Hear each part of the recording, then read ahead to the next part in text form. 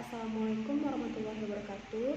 Perkenalkan, nama saya Sumnavela, Sosiologi 2018, kelas Sosiologi Pembangunan C dengan NIM 1801113140. Baiklah, saya akan menjelaskan tentang teori modernisasi dari berbagai para ahli. Sebelumnya, saya akan menjelaskan sedikit tentang teori modernisasi. Jadi, teori modernisasi itu dipengaruhi oleh dua teori besar, yaitu teori evolusi dan teori fungsional. Jika didasarkan dari teori evolusi, perubahan itu bersifat linear, terus-menerus, dan perlahan. Dan jika didasarkan dari teori fungsional, perubahan itu bersifat sistematis, transformasi, dan terus-menerus. Teori modernisasi menjelaskan bahwa kemiskinan yang terjadi di negara-negara agraris terjadi akibat faktor-faktor internal negara tersebut. Substansi teori modernisasi melihat bahwa proses pembangunan adalah transformasi menyeluruh dari masyarakat pra-modern menuju masyarakat modern yang ditandai oleh organisasi sosial yang kompleks, teknologi tinggi yang canggih, dan juga ekonomi yang makmur, serta sistem politik yang stabil.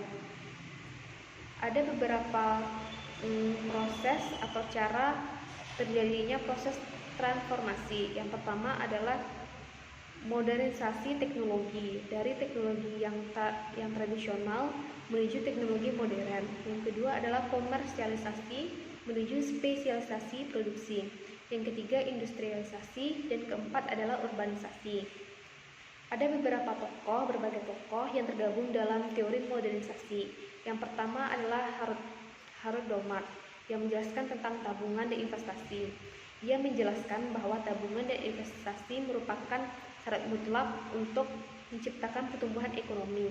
Semakin tinggi tabungan dan investasi, maka semakin cepat terjadinya modernisasi.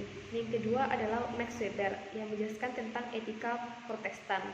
Ia mengatakan bahwa untuk masuk surga, setiap orang harus bekerja keras, hemat, dan menyisihkan sebagian hartanya untuk ke gereja dalam saat ketika masih hidup.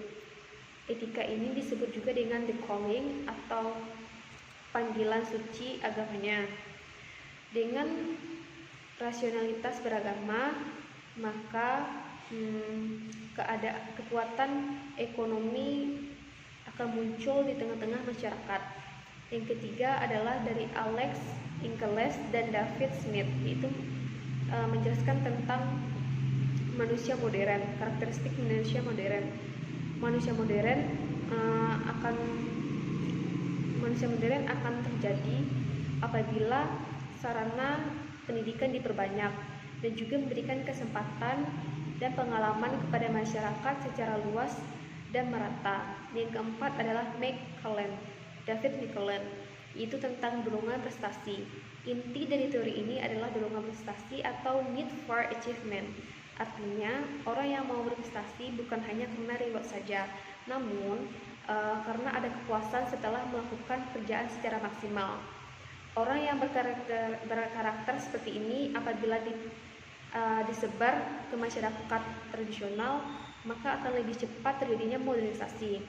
Yang kelima adalah Rostow, yaitu tentang 5 tahap pembangunan. Yang pertama adalah masyarakat tradisional, yang kedua adalah prakondisi untuk lepas landas, yang ketiga adalah lepas landas, yang keempat adalah bergerak ke kedewasaan, dan kelima adalah zaman konsumsi massa yang tinggi. Saya akan menjelaskan terlebih dahulu tentang masyarakat tradisional. Pada tahap ini fungsi produksi masih sangat relatif rendah, yaitu karena masih primitif dan cara hidup masyarakatnya masih dipengaruhi oleh nilai-nilai yang kurang rasional. Yang kedua itu adalah tahap prakondisi untuk lepas landas. Pada tahap ini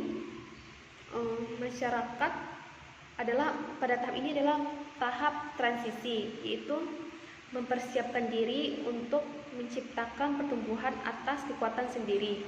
Pada tahap ini dan sesudahnya, pertumbuhan ekonomi akan terjadi secara otomatis. Dan ketiga adalah tahap lepas landas.